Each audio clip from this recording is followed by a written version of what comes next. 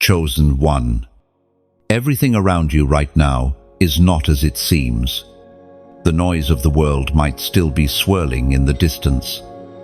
But here, in this exact moment, something has shifted. Heaven has leaned in close. The invisible hands of God have pressed pause not on time itself, but on everything competing for your attention, so this message could find you. You have wondered, why do I feel this sudden stillness? It is not chance. It is not coincidence. It is the orchestration of the one who holds galaxies in his hands, yet calls you by name. You were meant to hear this today, in this very hour, because what I'm about to tell you is the continuation of something you've already lived without even realizing it. There was a final test. You didn't know it. You thought it was just another hard week, another wave of confusion, another delay. But heaven saw, angels took note, and when the moment came when you could have chosen bitterness, revenge, or to give up altogether, you chose to stay. You passed. I think of one chosen one I once met, a woman who had been waiting for years for God's promise to manifest. Her season felt like an endless hallway, door after door closed in her face. People told her to give up. The enemy whispered, "You were never called." But she kept showing up in prayer, even when her voice cracked. She gave thanks when her pantry was nearly empty. She worshipped in the middle of nights that felt colder than the walls around her. And then, one ordinary morning, she woke up with no angelic trumpet, no dramatic sign, just a peace she could not explain. Weeks later, the breakthrough came, not because she forced it, but because heaven had already marked the day she would pass her last hidden trial. You, chosen one, are in that moment now. According to what is revealed in the first letter of Peter, chapter 5, verse 10, the God of all grace, after you have suffered a little while, will himself restore you and make you strong, firm, and steadfast. This is the essence of your present pause. It is not an empty silence, but a holy reset. The one who called you is also the one rebuilding you, piece by piece, into something stronger than the trial you just endured. You see, passing the test wasn't about God finally learning who you are. It was about you finally realizing the strength He placed inside you from the beginning. Trials did not make you chosen. They revealed that you already were. The enemy wanted to exhaust you until you misread your identity. But instead, your obedience revealed your true authority. Right now, angels are rearranging the stage of your life. Some people will exit without explanation. Some opportunities will vanish, not because you failed, but because God refuses to let you settle for the almost when He has prepared the appointed. Imagine a seed buried deep in the soil. It is silent, invisible, and forgotten by those who planted it. But under the pressure of darkness and weight, it breaks open, not in destruction, but in transformation.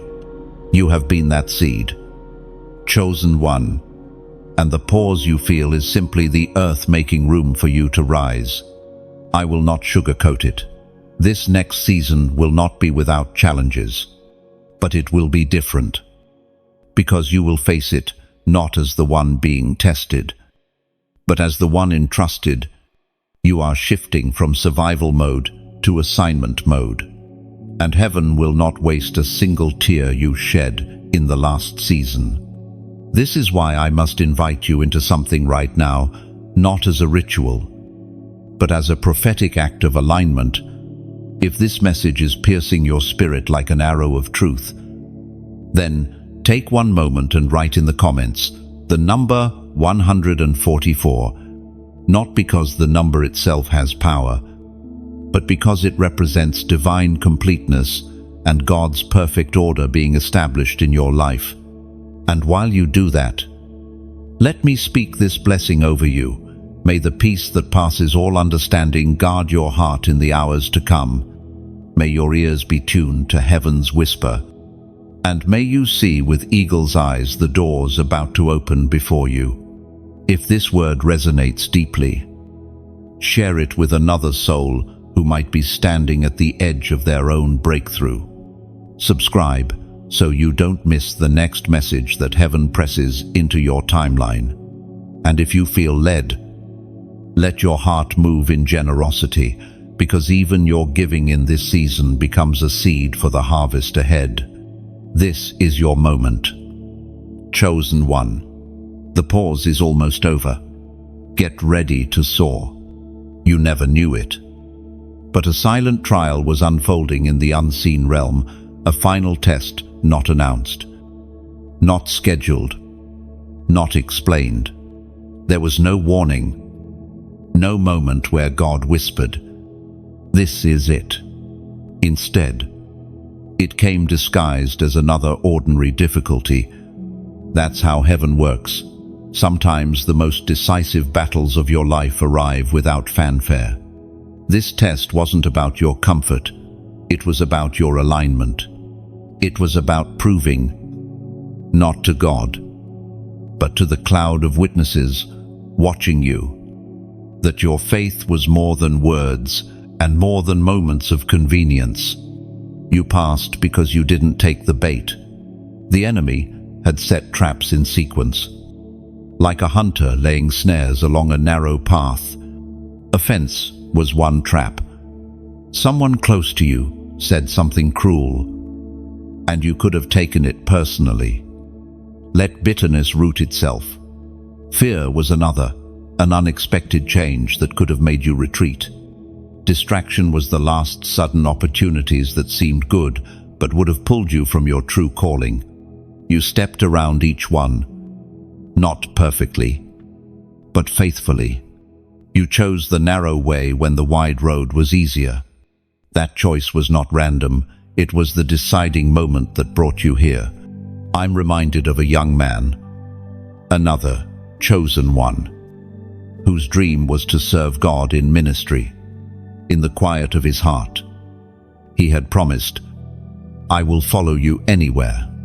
But then came the waiting. Months turned into years. Invitations to preach dried up.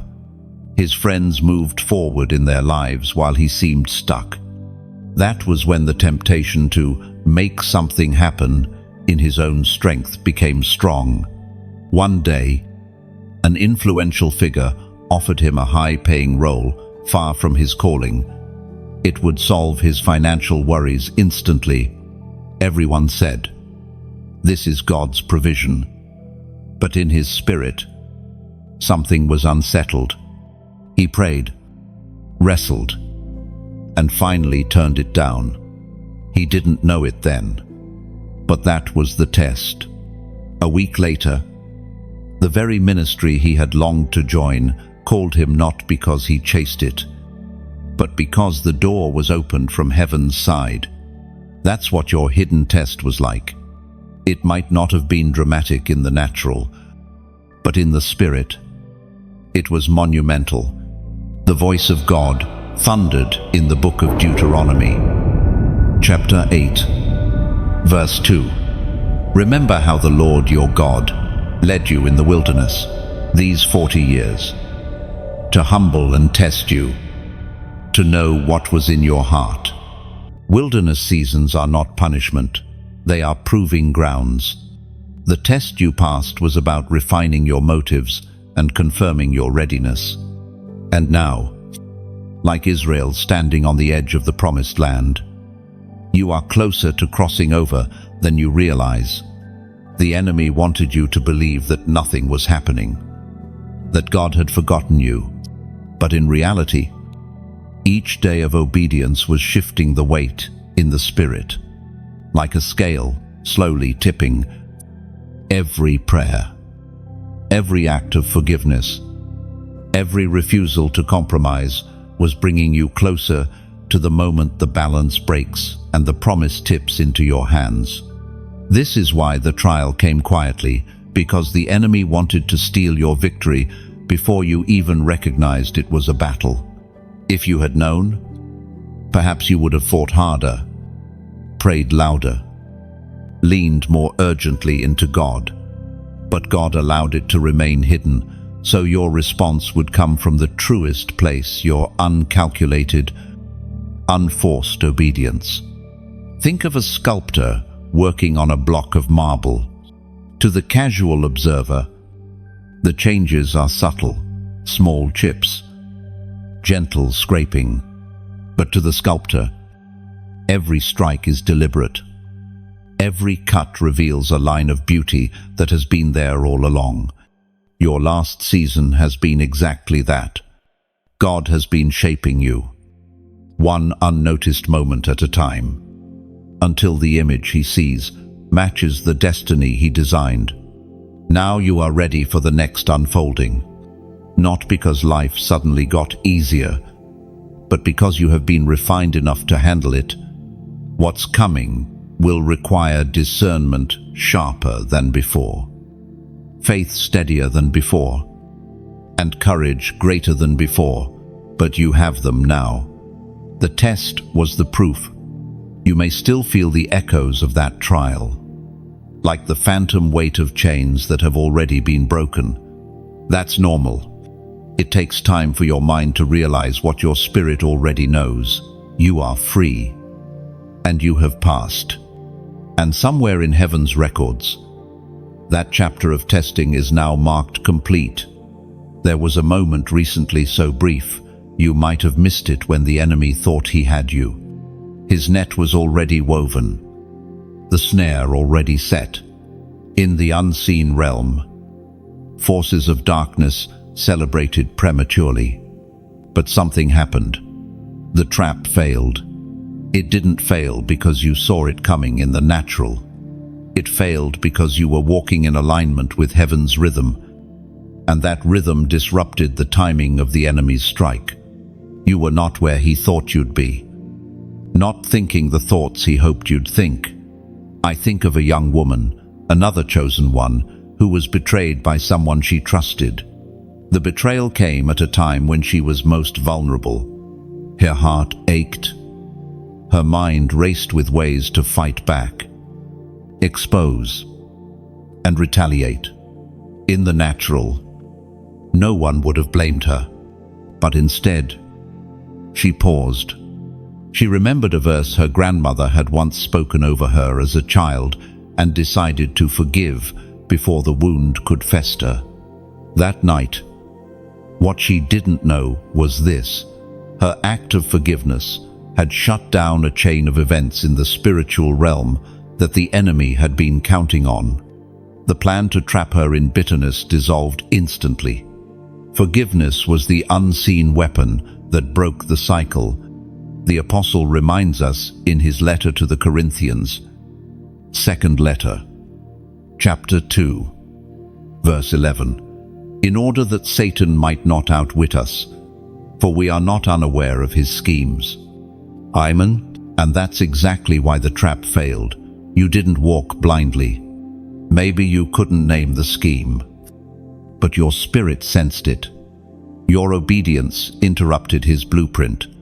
Sometimes, the enemy's traps are loud temptations you can clearly recognize.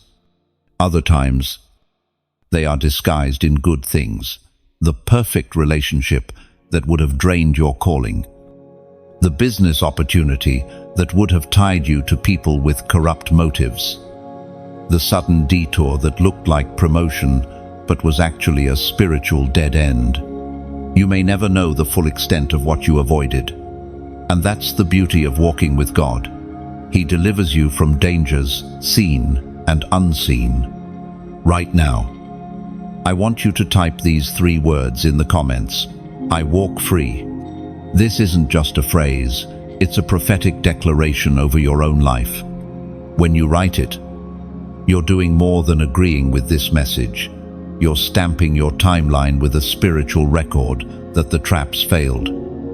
And your path remains unbound. And as you declare it, remember this: freedom isn't only about leaving something behind. It's about stepping into something greater. Every failed trap is not just a closed door, it's also a redirection toward the place heaven always meant for you to stand. Some of you feel like you've just escaped something you can't even name. That uneasiness you've been carrying, that's your spirit adjusting to the reality of freedom. It feels strange at first because you were bracing for a blow that never landed.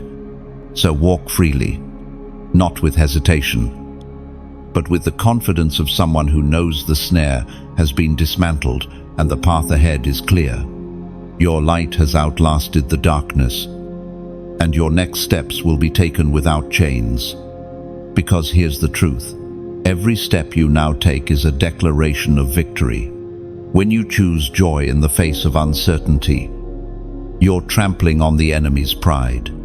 When you speak hope where others speak fear, you're dismantling the atmosphere he tried to build around you. And when you keep walking forward, even with questions, you are proving that faith is not a feeling, it's an unshakable choice. You might be tempted to look back, to analyze how close you came to falling into the trap. Don't.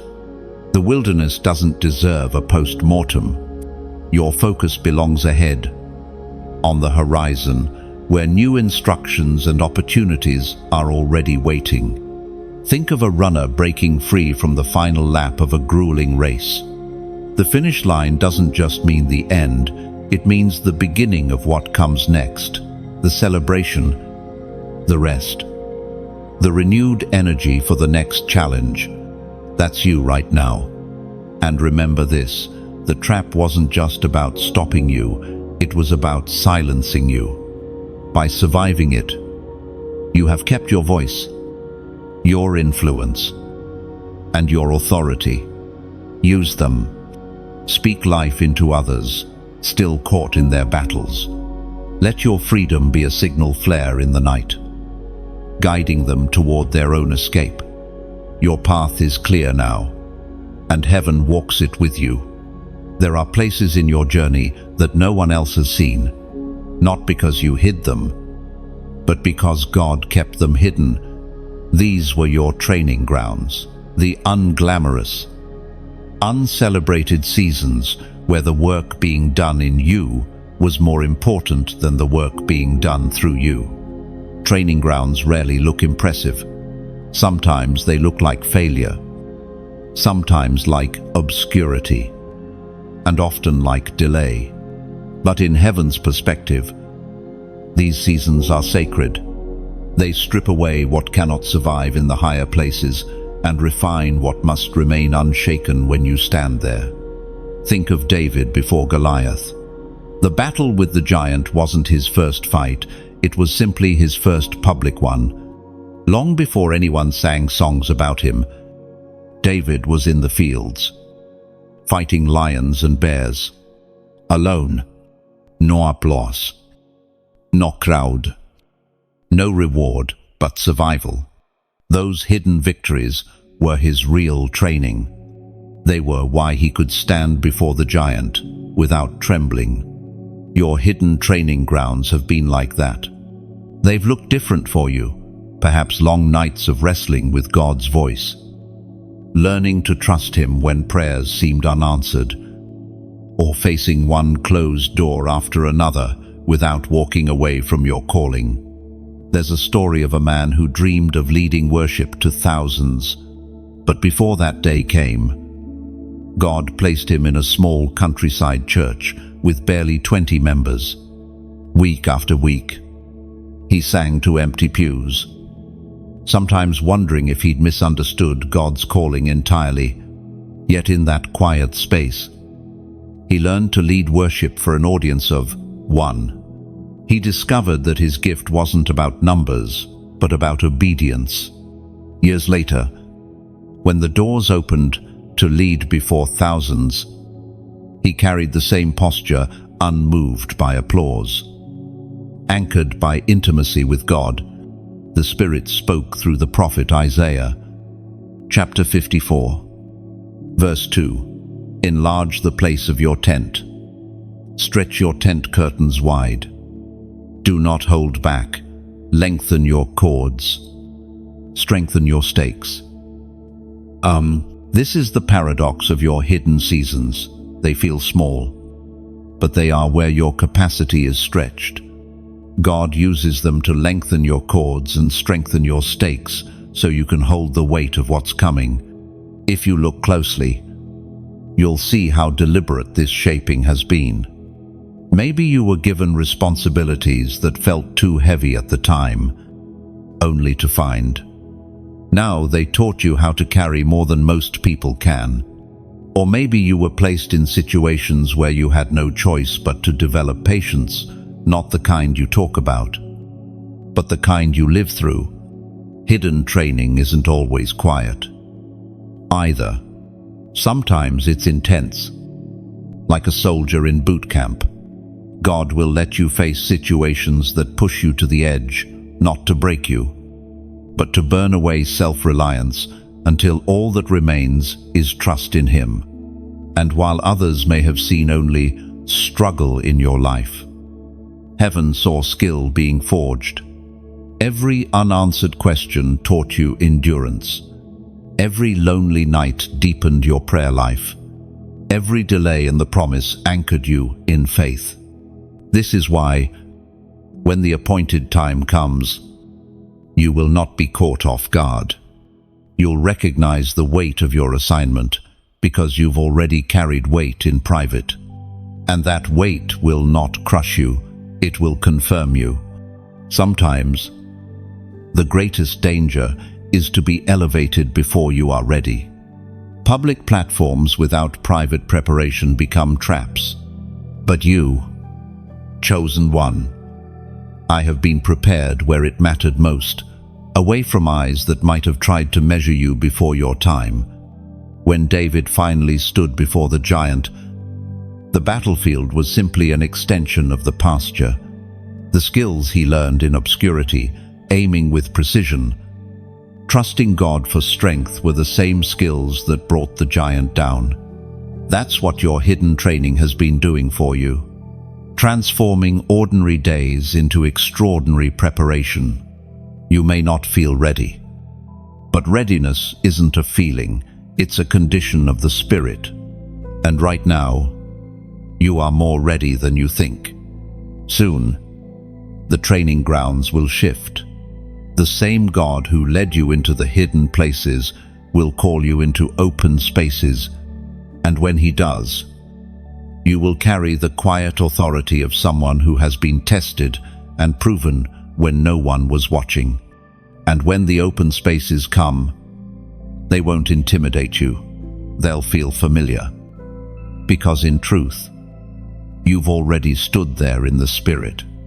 Every unseen battle, every whispered prayer, every lonely victory was a rehearsal for the stage ahead. The public will see your strength. Heaven will know it's the strength you forged in the shadows. You may not have noticed it yet, but you carry something on your life that cannot be bought, traded, or imitated.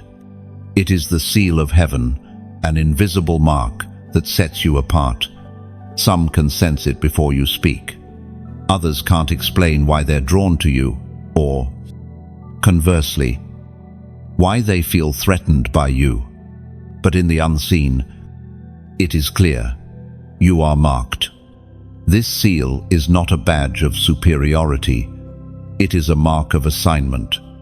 In ancient times, kings would seal letters with wax imprinted by their signet ring. That seal was a guarantee of authenticity and authority. It could not be forged without severe consequences. In the same way, God has placed His seal upon your life to mark you as His own and authorize you for His purposes. You've felt it in moments when you didn't quite fit in, when certain places or people could not hold you. No matter how hard you tried to blend, that was the seal, speaking louder than your surroundings. And there have been times you wondered if it was a curse, if being different meant you were destined to always walk alone. But what you have is not a curse. It is proof that you've been chosen for something that can't be reduced to ordinary. The Apostle reminds us in his letter to the Ephesians, chapter 1, verse 13, "When you believed, you were marked in him with a seal, the promised Holy Spirit." And that seal is more than a spiritual label. It is an active, living presence. It's why doors close when you try to walk down the wrong path. It's why you can't find peace in environments that compromise your spirit. It's why your victories often come in ways you could never orchestrate yourself. I remember a man who once told me he felt like an outsider his whole life. He was passed over for promotions, misunderstood in his own family, and often accused of being too intense about his faith. But one night, in prayer, God showed him a vision of a scroll in heaven with his name engraved, not written, engraved into it. That was the night he realized the seal on his life was not about rejection, it was about protection. Every no he'd experienced was shielding him from a future that wasn't aligned with his calling. If you think about it, the seal of heaven operates like the signature of an artist on a priceless painting. That signature confirms the work's origin and value. No one can replace it, and no counterfeit can diminish it. You, chosen one, bear the Master's signature. And here's what's remarkable.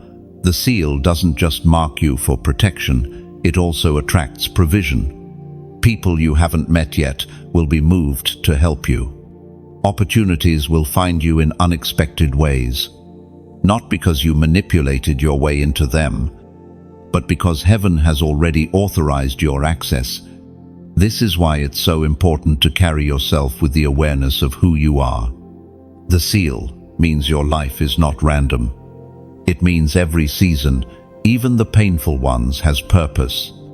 And it means there is a responsibility to steward what you've been given with integrity, humility, and courage. Right now, if you know in your spirit that this seal is on your life, then walk with that awareness. Stop apologizing for the way God made you. Stop trying to shrink so others will feel comfortable. And stop doubting your worth when heaven has already declared it. I want to speak to those who have been feeling weary lately. This is the moment to let your spirit rise again. Remember whose mark you carry. This journey is not about earning your place. It's about living in the truth of the place you already have. If this message speaks to you, tap like as a way of saying, I agree with heaven's seal over my life. 11. If it resonates even deeper, share it with someone who needs to be reminded of their mark. Sometimes, a simple click on share is the spark that pulls someone else out of the dark. Make sure you hit subscribe so you don't miss the next word. Heaven places on this channel, it might be the one that confirms the step you've been praying about. And if you feel led to give, know that every seed you release is going into ground already, blessed, ready to produce a harvest that will touch more than just your life. This seal on your life is permanent. No attack can erase it. No failure can cancel it. No human opinion can change it. You are marked, and heaven knows your name. So lift your head, walk forward, and live as one who has been chosen and sealed for such a time as this. There are moments when heaven doesn't just whisper, it declares. This is one of them. You have reached a prophetic intersection, a place where the steps you take will not only shape your future, but will also echo into the lives of those connected to you. And in this moment, there is a number being impressed upon my spirit for you. But before we speak of that number, you need to understand why this is happening now. In the realm of the Spirit, there are appointed times, kairos moments, when God calls his people to make a visible, decisive stand. It's not about superstition or rituals, it's about alignment. And today, you are standing in such a moment. I think of a man I once knew, a quiet believer who worked as a carpenter in a small village. For years, his life looked uneventful, steady, unremarkable, predictable. But one day, he felt a nudge during prayer to set aside a particular day to thank God for promises not yet fulfilled. He didn't know it, but that day marked the end of a 7-year season of delay. 2 weeks later, the opportunity he had prayed about for years came knocking, not because he chased it, but because heaven had already prepared it. What changed? He acted in alignment with a divine instruction. At the exact moment, heaven was ready to release what was his promisement. That's what's happening for you right now. The word of God in the book of Joshua, chapter 1, verse 9, says, "Be strong and courageous. Do not be afraid. Do not be discouraged. For the Lord your God will be with you wherever you go." Empty. This isn't just encouragement, it's a command. The prophetic number you're about to declare is connected to courage, to stepping forward with confidence into the unknown, trusting that God's presence goes ahead of you. You may be asking, why a number? In Scripture, numbers often carried prophetic meaning. They were symbols, markers, reminders of covenant moments. Just as 12 stones were placed in the Jordan River as a witness for generations to come, your declaration now will stand as a witness that you chose faith over fear. Right now, I want you to take a visible step of agreement. Write the number 555 inch, the comments. This is not about numerology or superstition, it's about covenant. The number 5 in Scripture represents grace, and repeated 3 times, it speaks of an abundant, overflowing grace that will cover your next season. By typing it, you are saying to heaven and to your own soul, I step into the fullness of grace for what is ahead. Understand this. Typing, it is not the end. It's the beginning. When you mark your alignment with a prophetic act, you are giving heaven permission to move in ways you cannot orchestrate. You are planting a seed that says, I am ready, I am willing, and I am positioned for what comes next. I can almost hear someone saying, but what if nothing changes? It already has. The very moment you act in faith, you have shifted position in the Spirit. The breakthrough may not appear instantly in the natural, but in heaven's records, the release is already written. This is what the enemy fears, that you will realize how much authority you actually have when you align your actions with God's timing. That's why he works so hard to keep you passive, silent, or doubtful in moments like this. But you're not that person anymore. The season of hesitation is over. The seal from the last word still rests upon you. And now the prophetic declaration will add movement to it. There will be a day, not far from now, when you look back and remember that you typed 555 inch a moment of faith, not knowing exactly what God would do next. And you will smile, because you'll see how that simple act was the hinge that swung a door wide open. So type it boldly. Let the heavens take note. And then lift your eyes, because grace upon grace is already on the move toward you. And when that grace arrives, it will not trickle. It will pour.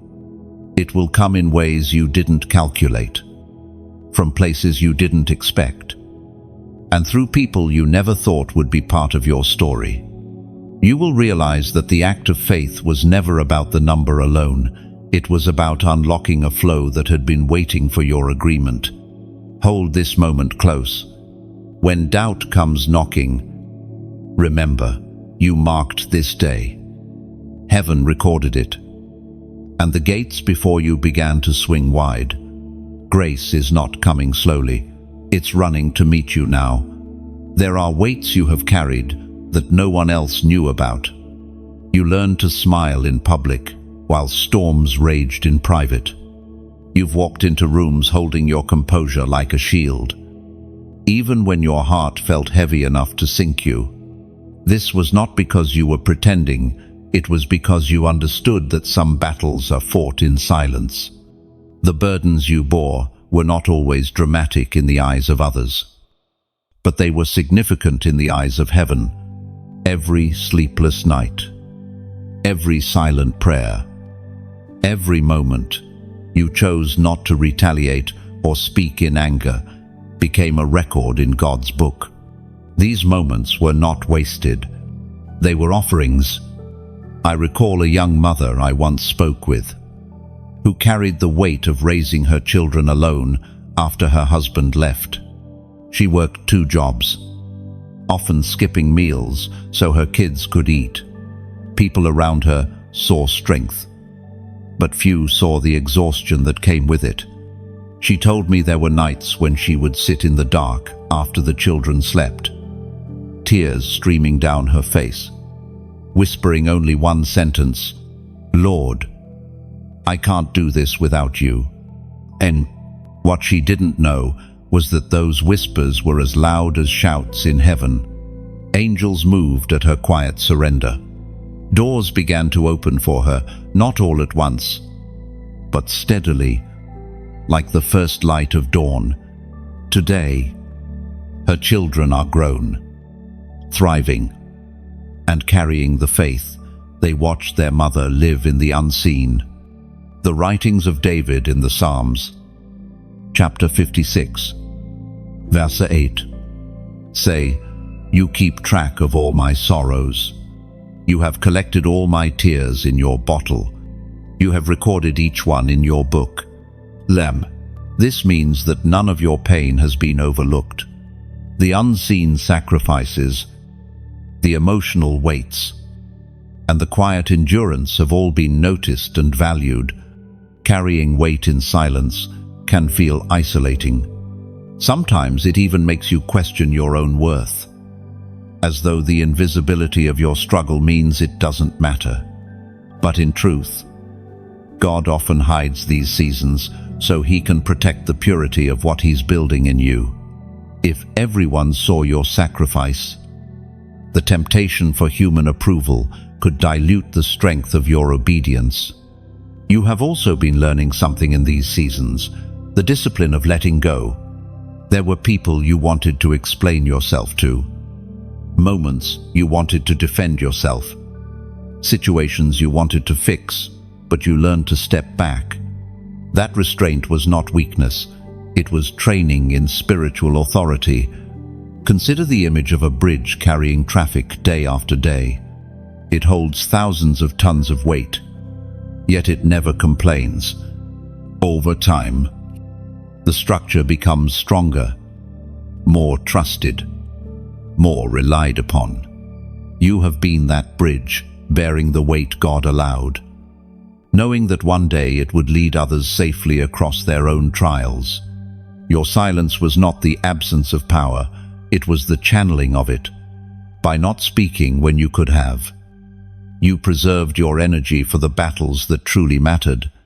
By enduring weight you didn't deserve, you demonstrated a strength most never see in themselves. And perhaps the most powerful truth of all is this: the weight you carried was not yours to keep. Even now, God is lifting it from your shoulders. You may not notice the shift immediately, but soon you will realize you are breathing easier, sleeping deeper, and moving with a lightness you haven't felt in years. When that moment comes, don't rush. Past it. Acknowledge it. Thank God for the endurance He built in you and for the relief He has given you. Let the release become part of your testimony, so others will know that the God who sustained you in the silent wait is the same God who sets you free. There will be those who meet you in the future and have no idea of the burdens you've carried. They will see the smile, the strength, and the composure, but they won't know the cost. That's okay. The story isn't for everyone. It's for those God will send to you, the ones who need to know they, too, can survive seasons of invisible weight. And when you share your story, they won't just hear words, they will feel the authority of someone who has lived it. That authority is your gift, your inheritance from the season you thought might break you. The weights you carried in silence have not been in vain.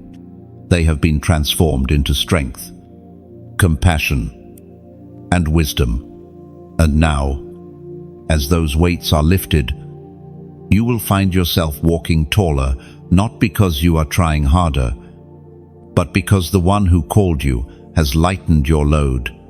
There are times when rescue comes so quietly, you don't even recognize it as rescue until much later.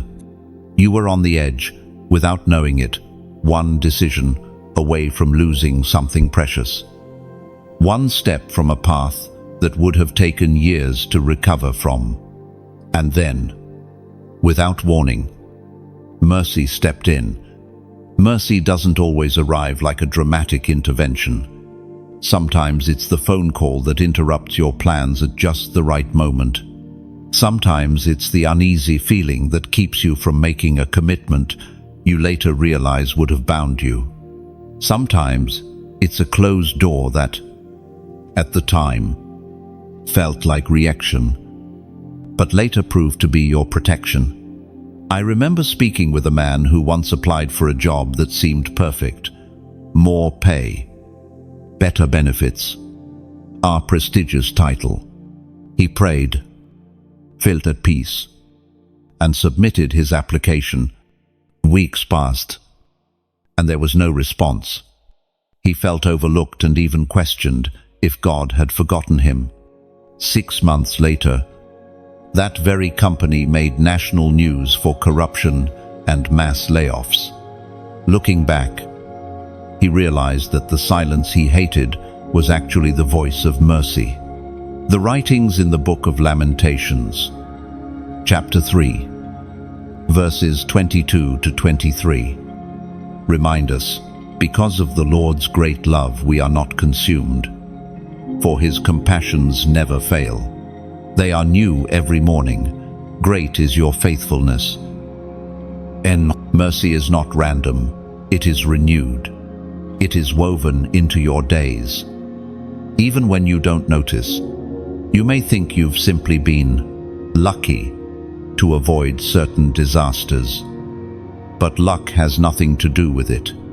The hand of God has been steering you away from destruction, often in ways you couldn't see at the time. It's humbling to realize how close you may have come to losing your way. There are friendships you wanted to pursue that would have drained your spirit. There are investments you almost made that would have stolen your peace. There are relationships you thought would complete you, but would have broken you.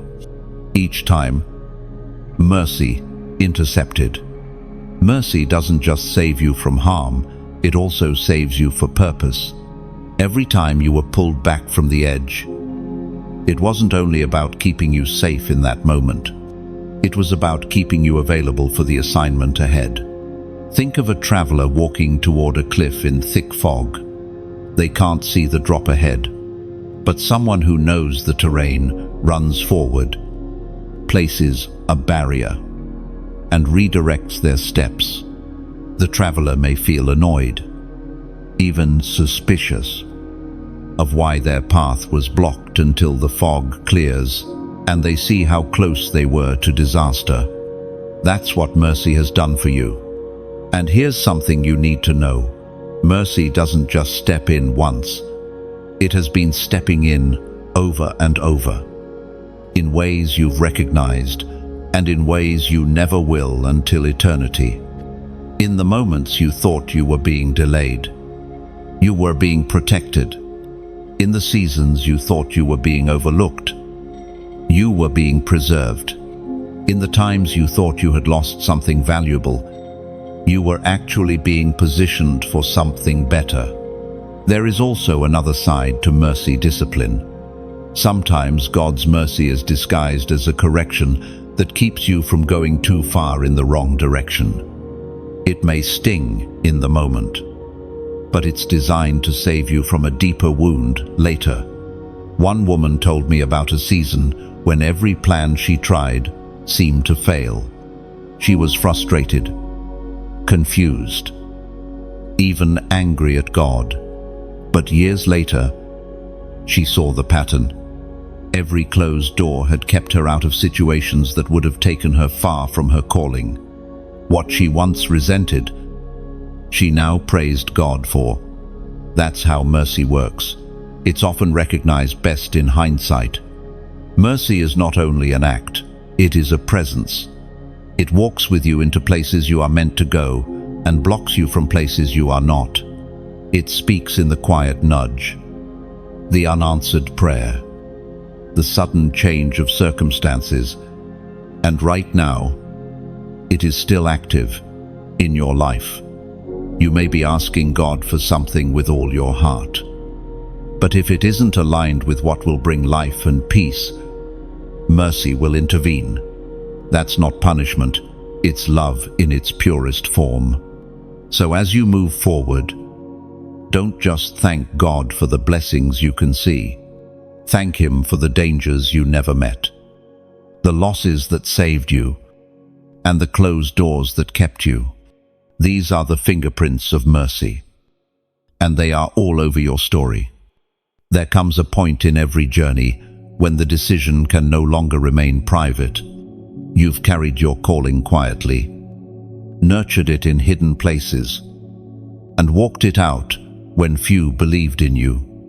But now, heaven is asking for a public yes. This isn't about impressing people or proving your worth.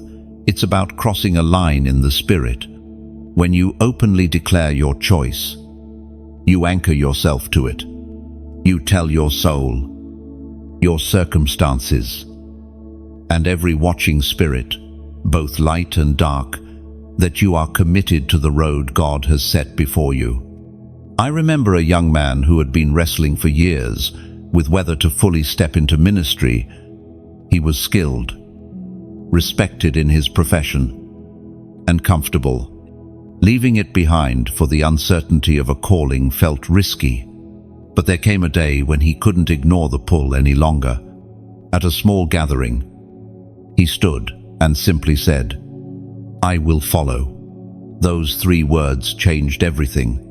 Within months, doors opened that had been shut for years, and resources appeared from unexpected places.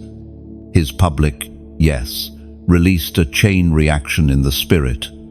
The Apostle Paul's words in Romans chapter 1, verse 16 are clear. "For I am not ashamed of the gospel, because it is the power of God that brings salvation to everyone who believes." A public choice carries weight. It transforms a private conviction into a living testimony, and when you declare it, heaven records it not as a casual statement, but as a covenant. So I'm asking you now, not just to think about it, but to put it into words. Type, "I stand firm," in the comments. This is more than a phrase, it's a prophetic statement. When you write it, you are saying, no matter what comes, I will not step back from the assignment on my life. Emson, you may feel the tremor of fear at the thought of saying it out loud, even in text. That's because the enemy understands the power of a clear declaration. Once spoken, it becomes part of your spiritual record. Once written, it stands as evidence you cannot easily walk away from. Declarations like this have a way of reshaping how you see yourself. They pull you into alignment, strengthen your resolve, and remind you that the one who called you is also the one who equips you. And here is what will happen after you declare it. Opportunities will arise to prove it, not to test your worthiness, but to demonstrate to yourself that your decision was not empty talk. You will meet moments that ask you to remember this day, these words, and the choice you made. Let them remind you that you are not walking into this alone. The God who heard your declaration is the same God who will walk beside you in every step to come, and every time you are tempted to retreat. Remember, you already said yes. You already drew the line, and heaven has already written it down. And when the days come that feel heavy, when the path ahead is foggy and your strength feels thin, you will have this moment to return to. You will remember not just the words you typed, but the conviction that fueled them. It will be like a torch in the dark, reminding you that you have already chosen your side. In spiritual battles, indecision is often the enemy's greatest weapon. If he can keep you wavering, he can keep you ineffective. But a clear stand, one you've anchored in both word and action, becomes a shield that deflects confusion. You won't need to keep questioning if you're called. You'll walk as someone who already knows. I've seen it before. A young woman once told me she wrote down her commitment in her journal after a church service.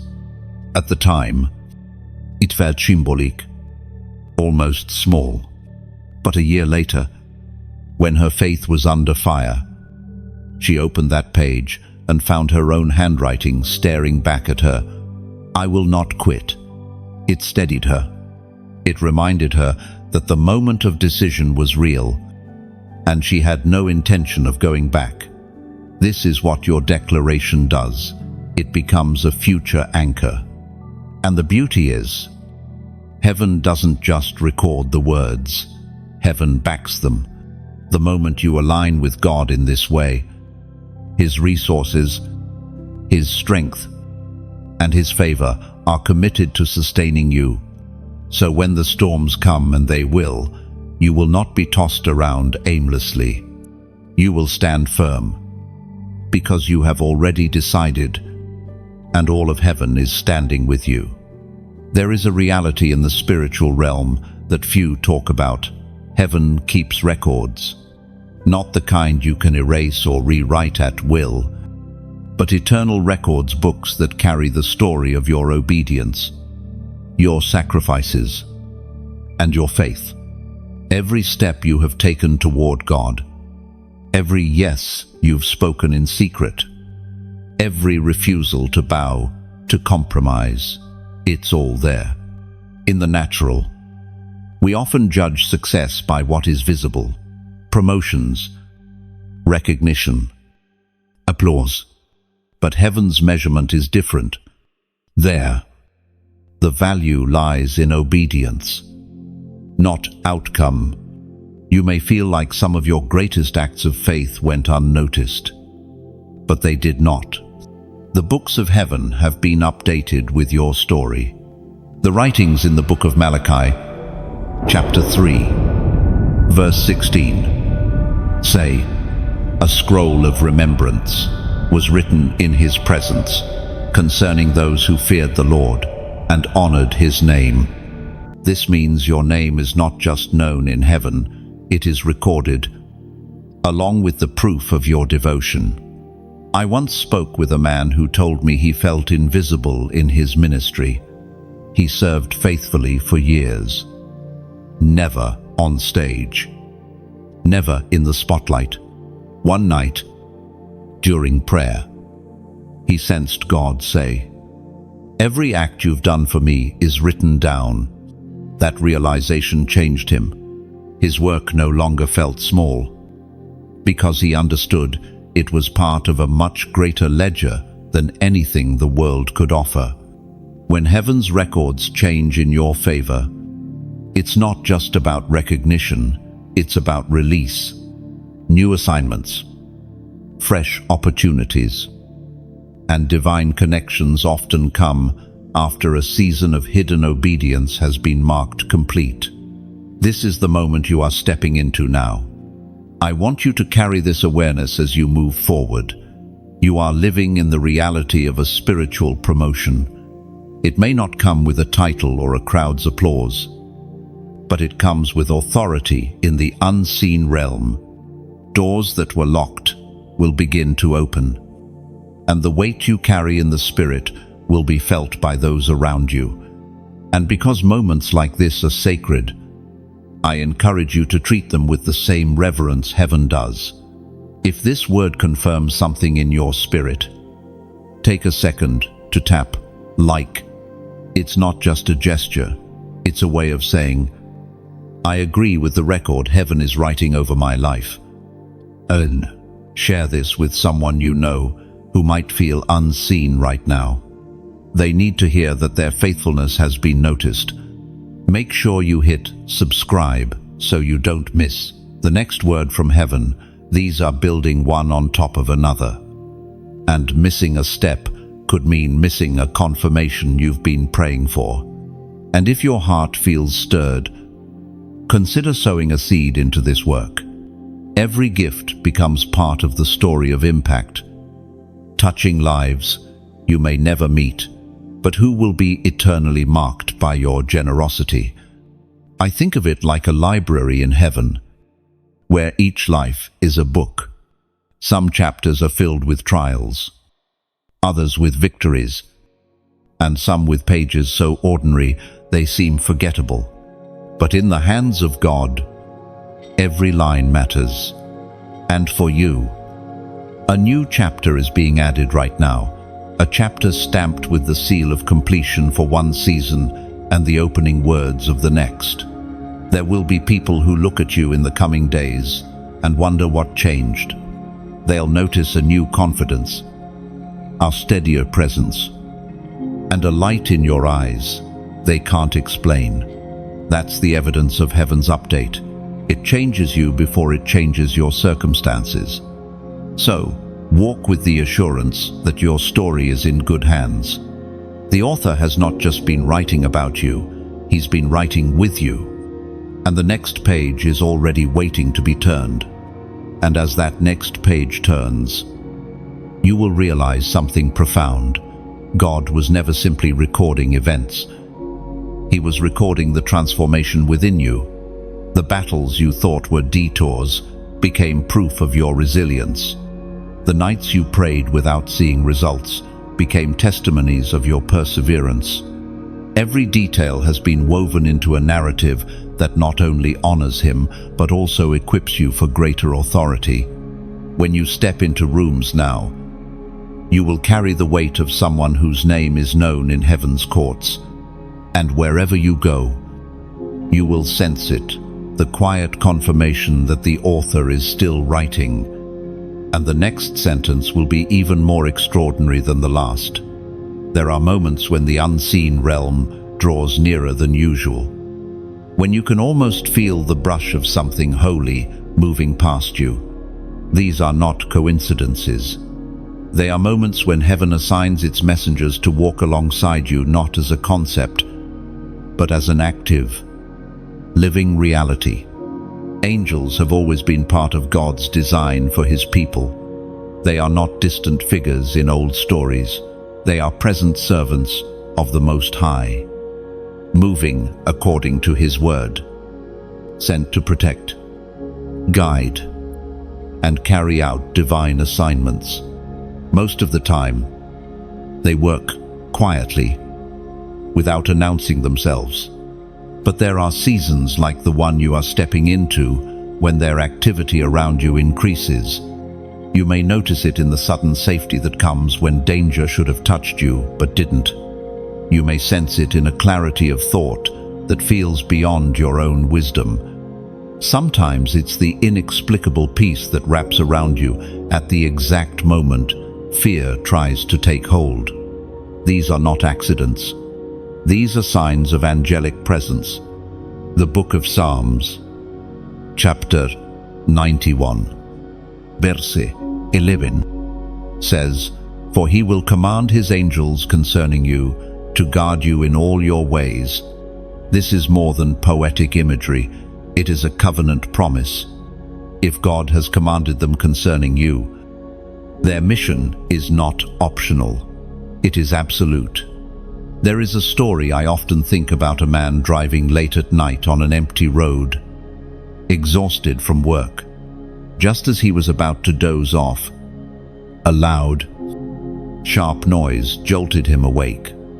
There was no other car, no animal in the road, nothing visible that could explain it.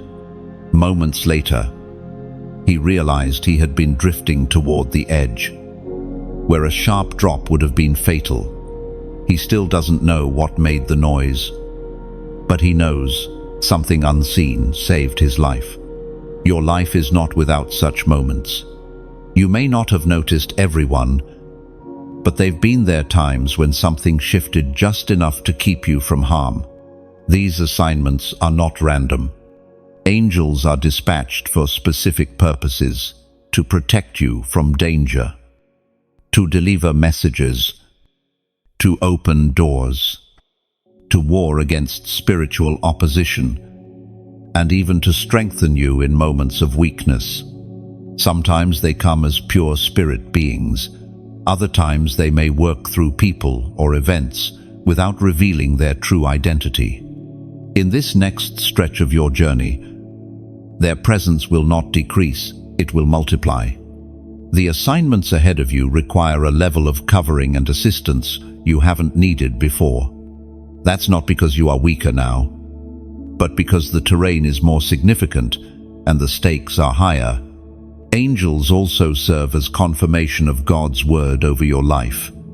When you feel alone, their presence is a reminder that heaven has invested its own resources in your success. And when opposition rises, their presence is a sign that you are not an easy target. You are surrounded by those who excel in strength. It's worth noting that angelic help does not mean you will avoid every challenge. It means you will never face one alone. Their role is not to remove every obstacle, but to ensure you have what you need to overcome it. Sometimes that means redirecting you. Other times it means standing guard while you fight.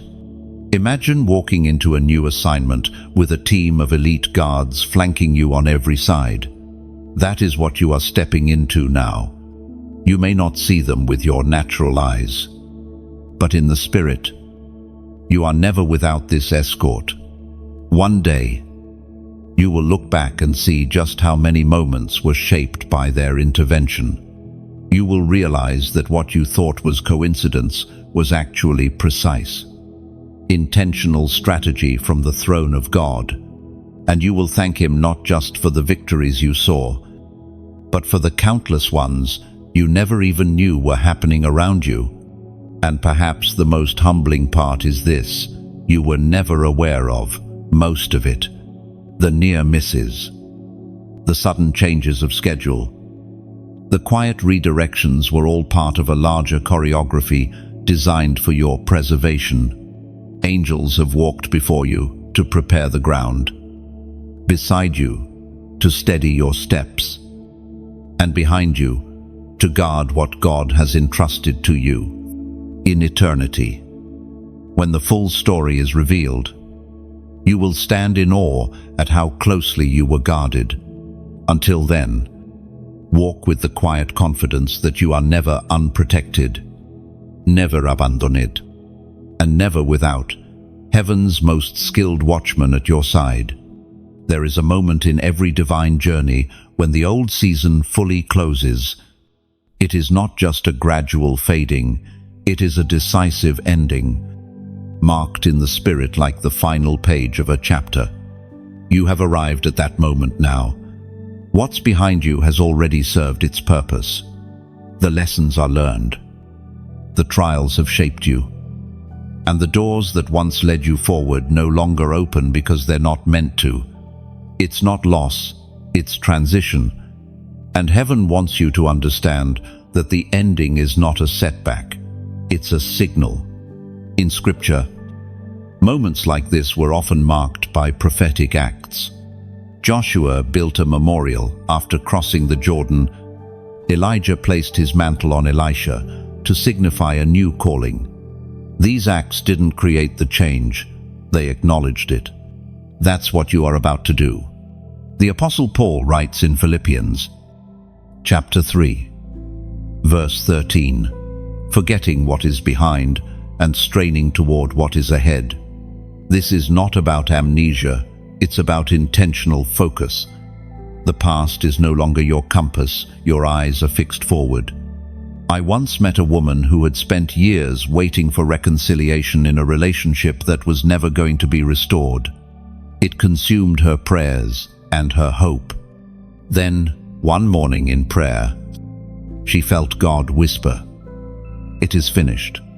The words weren't harsh, they were freeing. That day, she packed away the letters, deleted the unanswered messages, and began walking in the lightness of someone released. Within months, her life opened in directions she couldn't have imagined before. This is where you are standing. The finality of the old season is not meant to grieve you, but to release you. The Spirit is inviting you to mark this moment, not just in your thoughts, but in a way heaven can witness.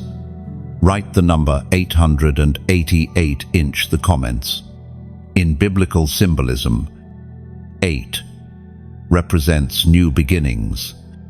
And here it is, tripled, speaking of complete renewal, an overflow of fresh starts, and the divine multiplication of opportunity. By declaring it, you are agreeing with heaven that you are not just stepping into something new, you are stepping into it in abundance. When you type it, let it be a statement to your own soul. I am done carrying the old into the new. I release the past, and I embrace the future with open hands. That act may seem small, but in the spiritual realm, it is the equivalent of slamming shut the door of a house you no longer live in. And as you do, prepare yourself, because new beginnings are rarely quiet. Opportunities will come suddenly, relationships will form quickly, and clarity will arrive where confusion once clouded your path. You will sense the shift not just around you, but within you, as if a weight you didn't realize you were carrying has finally fallen away. This is the day your story turns a page. Mark it well, and as you step into this fresh chapter, do not be surprised if the unfamiliar feels both exciting and unsettling. New beginnings often arrive dressed in change, and change can feel like loss until you see what it's making room for. Trust that every shift is strategic, designed to align you with people, places, and assignments that match the person you've become, not the person you were. Think of a tree shedding its leaves in autumn. To the casual observer, it may look bare, even lifeless, but in reality, the shedding is preparation for new growth. The tree cannot carry the weight of the old leaves into spring, and neither can you carry the weight of your past into what's next. The release is part of the renewal. Marking this moment with the declaration of 888 is not about forcing change, it's about recognizing it. Heaven responds to faith that is both believed and expressed. Just as Israel crossed the Jordan and set stones as a witness for generations, your act today becomes a witness for your own future. Months from now, you may look back on this very day and see it differently. You'll recognize it as the hinge where the door turned, the pivot where your direction shifted. You'll remember that you chose to step forward without dragging yesterday with you. And you'll see the fruit: new relationships, restored joy, opportunities you didn't even have the faith to ask for before. So breathe in the new air of this chapter. Let your heart rest in the truth that what is ahead is not only new, it's multiplied. Heaven is not just handing you a beginning, it is pouring out threefold grace to ensure you flourish in it. When the ground begins to shake beneath your feet, it can feel like everything is falling apart. But sometimes, the shaking is not meant to destroy, it is meant to remove what cannot remain. You are in such a moment now. God is shaking the old foundations in your life. Not because you have done something wrong, but because you have outgrown structures that once held you. Some of these foundations were built by your own choices, others were given to you by family, culture, or circumstance. They served a purpose for a time, but they cannot support the weight of what God is building in you now. Hebrews chapter 12, verse 27 says, "The removing of what can be shaken, that is, created things so that what cannot be shaken may remain." This is not random chaos.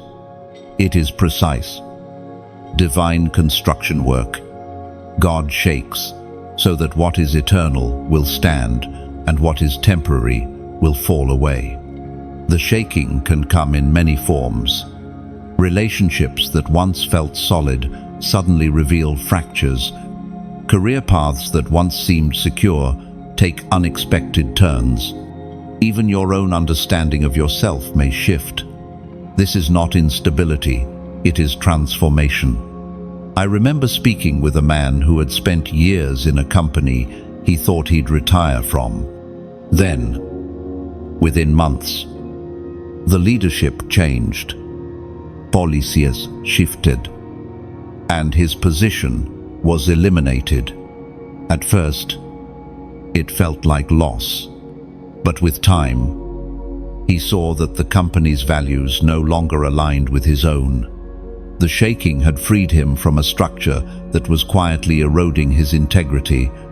Shaking reveals truths you might have ignored. It exposes what's been hidden, both in others and in yourself. It forces you to confront where you've placed your trust.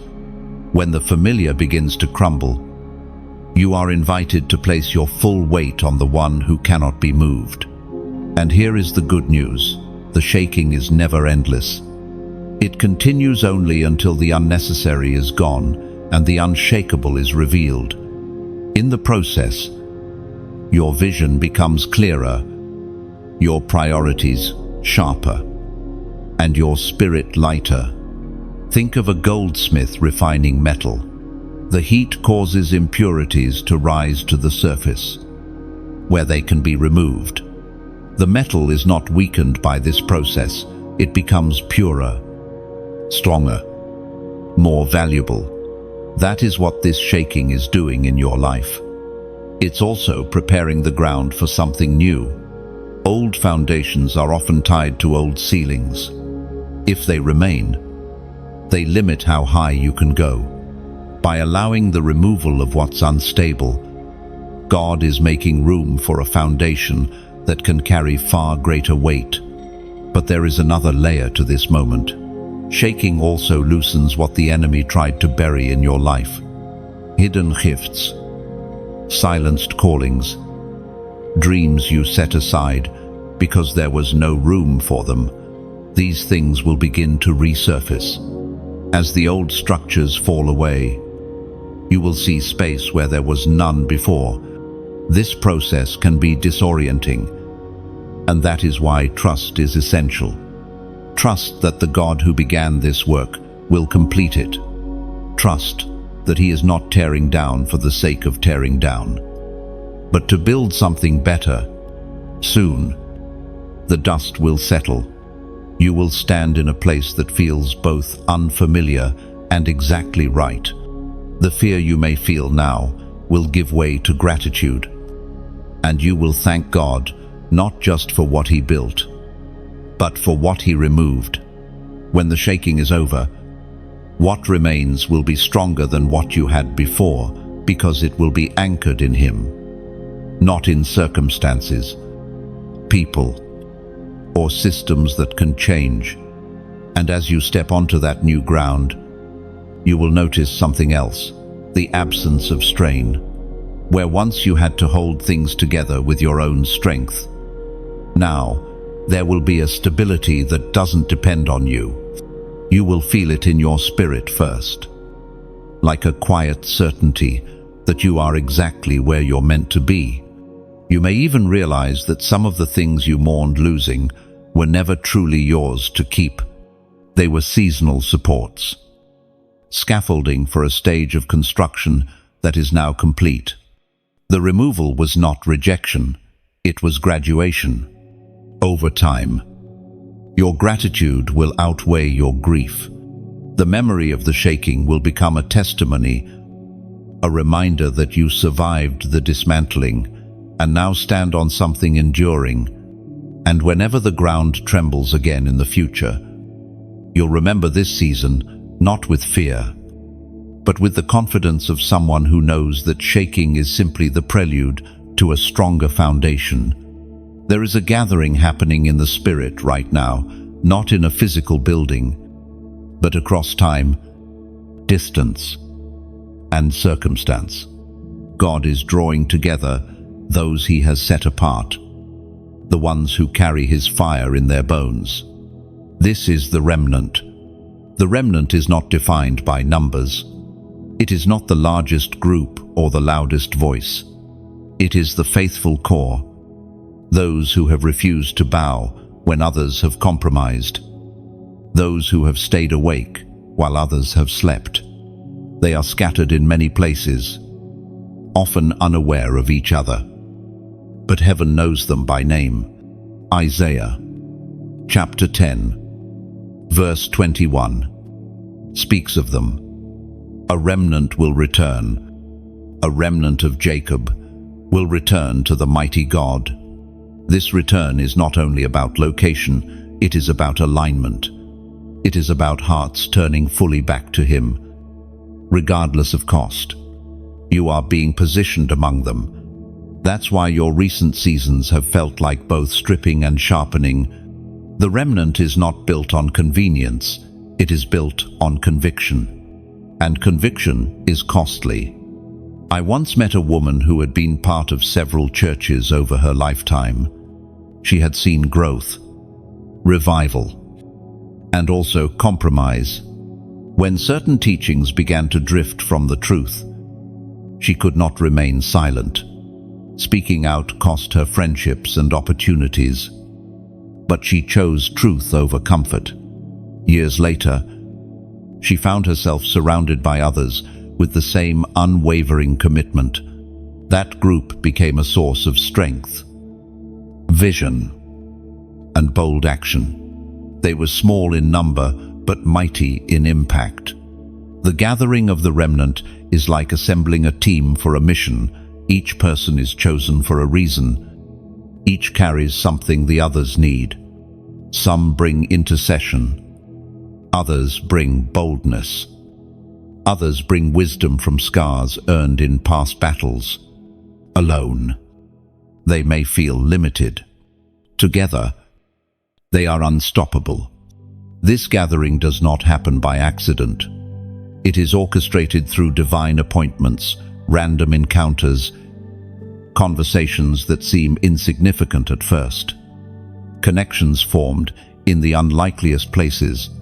You may even find that God removes certain relationships to make room for these new alignments. Being part of the remnant also means carrying a shared urgency. There is an awareness that time is short, that the work ahead is significant, and that half-heartedness will not suffice. This is not a call to panic, but a call to readiness. The remnant moves with a unity that doesn't require uniformity. Personal styles, backgrounds, and even perspectives may vary, but the central focus is the same: advancing the kingdom and standing firm in truth. This unity is forged not by human agreement, but by the Spirit's work. There is also a weight to being part of this group. The remnant is often sent into the front lines, into places where compromise has taken root, into cultures resistant to truth, into situations where boldness is costly, yet they go, not because they seek recognition, but because they cannot do otherwise. You may already sense the beginnings of this alignment in your own life. New voices are crossing your path. Old connections are quietly fading. Doors are opening to serve in places that require the very lessons you've been learning in hidden seasons. As the gathering continues, expect your vision to expand. You will see the bigger picture of what God is doing, not just in your life, but across the lives of others who carry the same fire. And together, you will move with precision, like parts of a body that know exactly how to work together. When the remnant stands as one, their impact is far greater than their size. History shows it. God has always worked through small, committed groups to bring about massive change.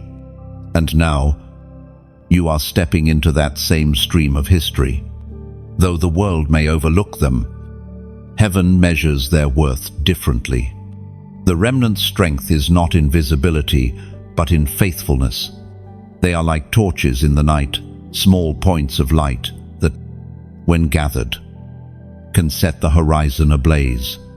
You may not yet know the full reason you are being drawn into this circle, but as the days unfold, it will become clear. The skills, scars, and revelations you carry are not random, they are strategic. Someone in the remnant will need what you have, and you will need what they carry. And when the moment comes for the remnant to move in unity, you will find yourself right in step, not scrambling to catch up, but already prepared. Because long before the mission began, you were chosen, refined, and placed exactly where you were meant to be. There is a line in the Spirit that, once crossed, changes everything. You can't go back to the old version of you, not because you've lost something, but because you've gained something you can't unsee, unhear, or unknow. That is the line you are standing at now. This is the place where hesitation ends and wholehearted obedience begins. The tests, the shaping, the refining, all of it has been leading you here. You are not stepping into this next season as an observer. You are stepping in as a participant, ready to engage fully with the assignment God has given you. Joshua, chapter 24, verse 15. Declares, choose for yourselves this day whom you will serve. But as for me and my household, we will serve the Lord. It is not a passive suggestion. It is a call to resolve today, not someday.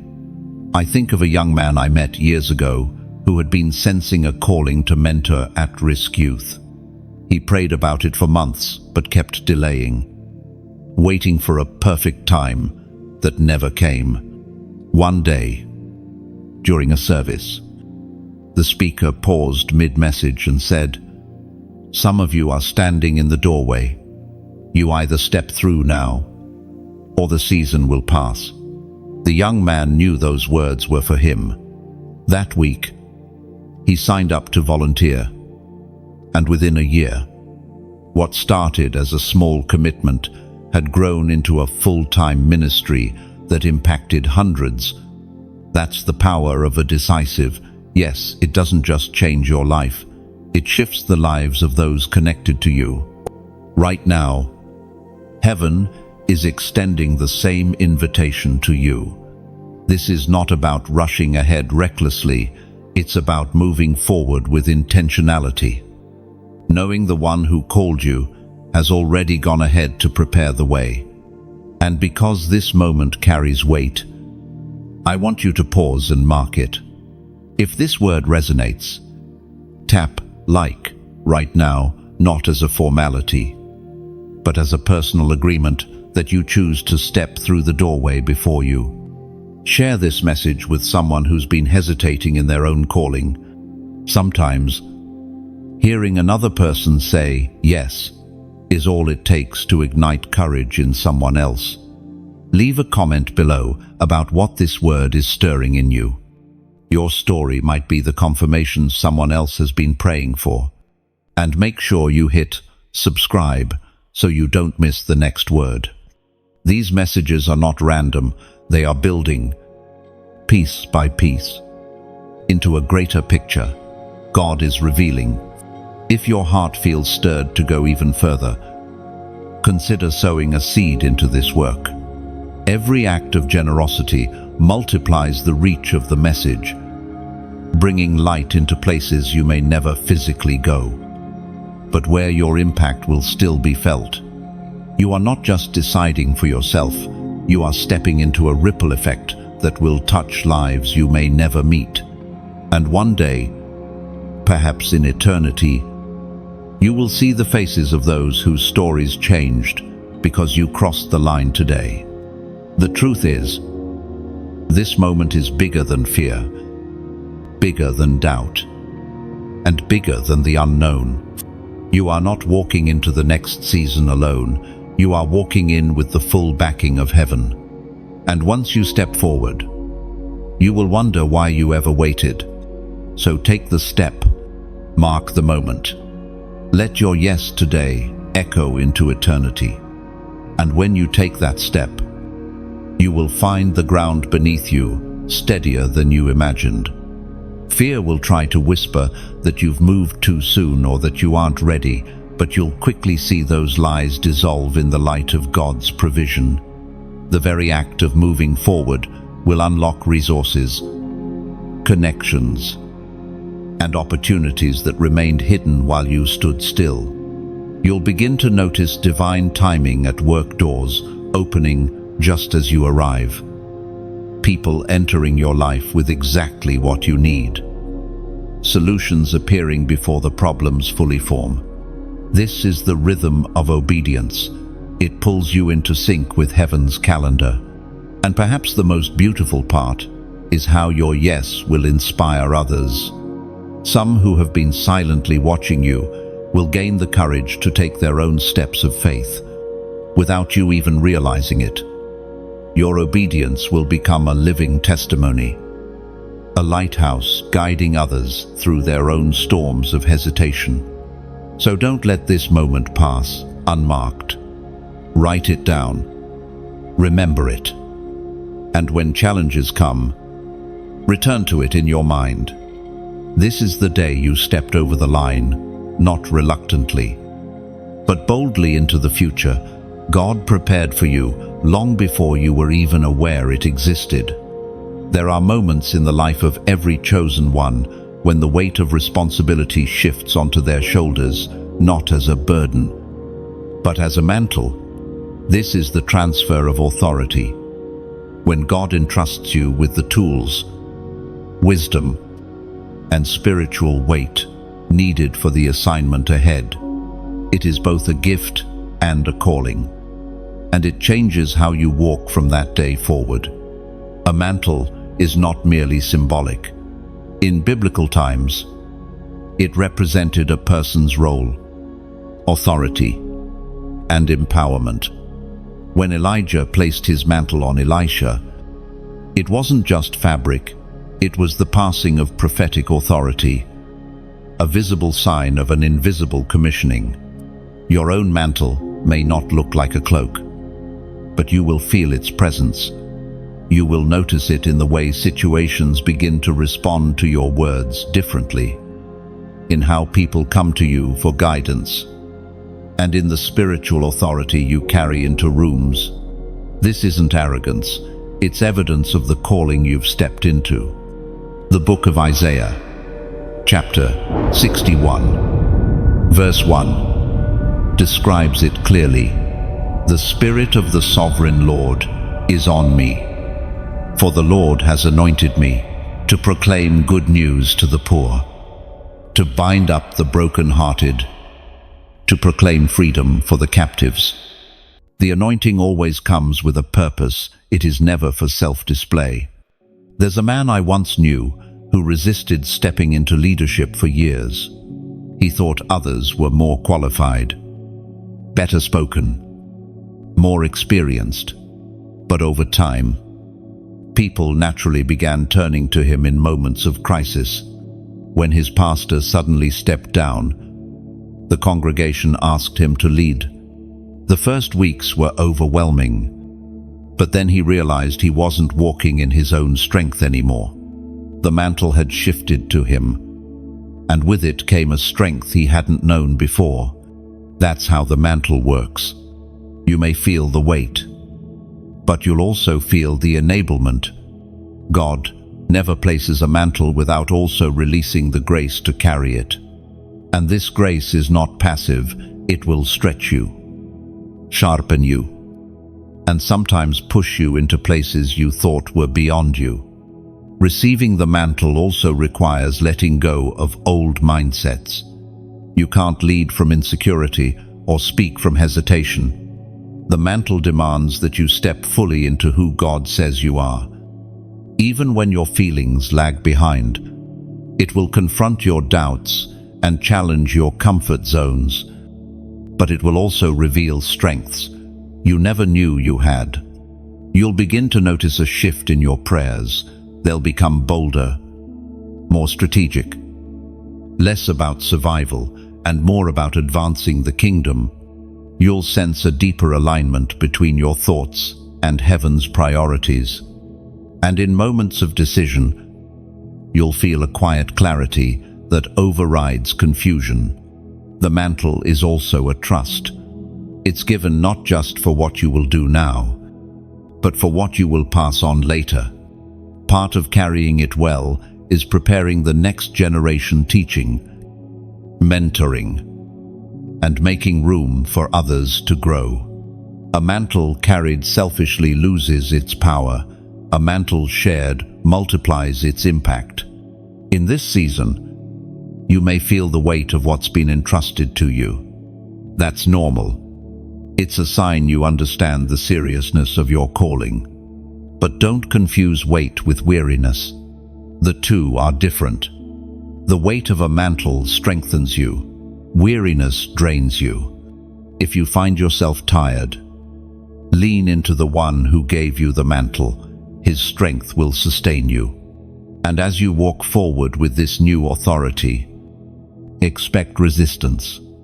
The enemy is not threatened by titles, but he is threatened by real spiritual authority. Your mantle makes you a target, but it also makes you untouchable in the sense that no weapon formed against you can prosper when you are walking in obedience to the one who sent you. You are stepping into this new phase, not as a learner only, but as a leader. The mantle is yours now. Wear it with humility.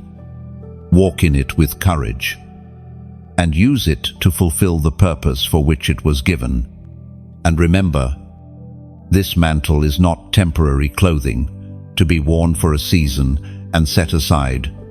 It is woven into your identity now, becoming part of how heaven sees you and how the earth will experience you. Even in moments when you feel unqualified, the mantle remains, not because of your perfection, but because of God's choice. In the days ahead, you will see confirmation after confirmation that you were right to step into this role. Each victory, each life touched, each breakthrough will remind you the mantle was not given lightly, and it will not be taken lightly. You have been entrusted. Now, walk as one entrusted. There is a moment when everything you have walked through, every test, every refining fire, every hidden season comes together into a single point of clarity. You realize you are no longer becoming, you are being. The preparation is over. You are standing in your purpose. This is the hour when crowns are placed, not as decoration, but as recognition. In the ancient world, crowns were given to victors after long contests, to warriors who endured the fight and emerged standing. Spiritually, the crown is both a symbol and a reality. It speaks of authority, honor, and completion of a phase. The Apostle Paul speaks of it in the second letter to Timothy, chapter 4, verse 8. There is laid up for me the crown of righteousness, which the Lord, the righteous judge, will award to me on that day, and not only to me, but also to all who have loved his appearing. This crown is not earned by perfection, but by perseverance. You have walked roads that would have caused many to quit. You have stood when it would have been easier to kneel, to fear, or compromise. You have believed when evidence said you should doubt. And now, heaven acknowledges it not with fanfare that fades, but with a placement of honor that will outlast every storm. There's a story of a woman who worked quietly in her community for decades, mentoring young people, feeding the hungry, and advocating for the overlooked. She never sought attention. But when her time came to pass the baton, those she had impacted gathered to honor her. The crown they placed on her head was symbolic, but what it represented was eternal, a life poured out in obedience and love. In this season, your crown is not merely for display, it is a tool. Crowns in the kingdom are not meant to be locked away, they are meant to be worn as you continue the work. Your crown signifies that you have reached a level of maturity and authority that can now be used to influence, protect, and lead others. It will also serve as a reminder in the days ahead. When new challenges arise, you will remember that you have already endured worse and still prevailed. The crown becomes a testimony to your own heart, a visible sign of God's faithfulness to bring you through. But this moment is not the end of the story. It is the beginning of a new chapter. Crowns are given at the close of one race, but they are also worn into the next. They do not mark retirement, they mark readiness for greater impact. You may find that in this season, others begin to look to you differently. They will recognize something in you, an authority, a steadiness, a grace that compels them to seek your counsel. This is part of what the crown represents, not superiority, but responsibility. And as you wear it, you will understand something vital. The crown was never the goal. The goal has always been the king who placed it on your head. The crown is simply a reflection of his trust in you to carry his image well. This trust is sacred. It means you have been found faithful in the measure given to you. And now, a greater measure is being entrusted. The journey will continue, but you will walk it with a weight of glory you have not carried before. So stand tall. The crown is yours, not by accident, not by human favor, but by divine appointment.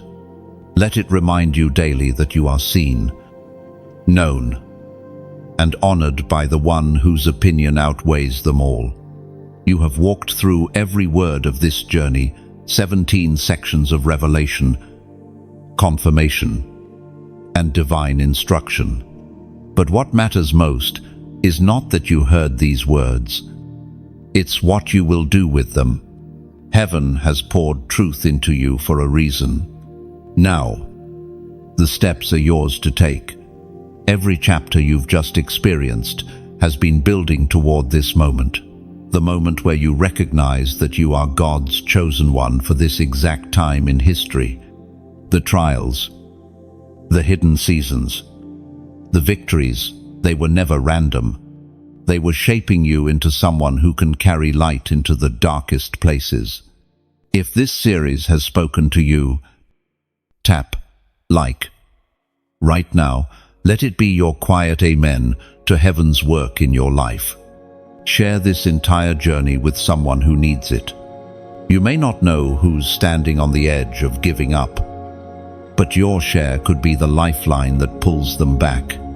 Leave a comment below with one sentence about the part that hit your heart the deepest. Your words might be the very confirmation someone else has been waiting for. Make sure you hit subscribe so you stay connected to future messages. These aren't random uploads.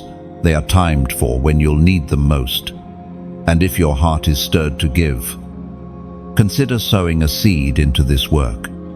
Every gift, no matter the size, extends the reach of these messages so that more people, in more nations, can receive the encouragement and direction you've just experienced. The final truth I leave you with is this: you are not at the end, you are at the beginning of a greater chapter. Go forward, wearing your crown, walking in your authority, and knowing heaven is with you every step of the way.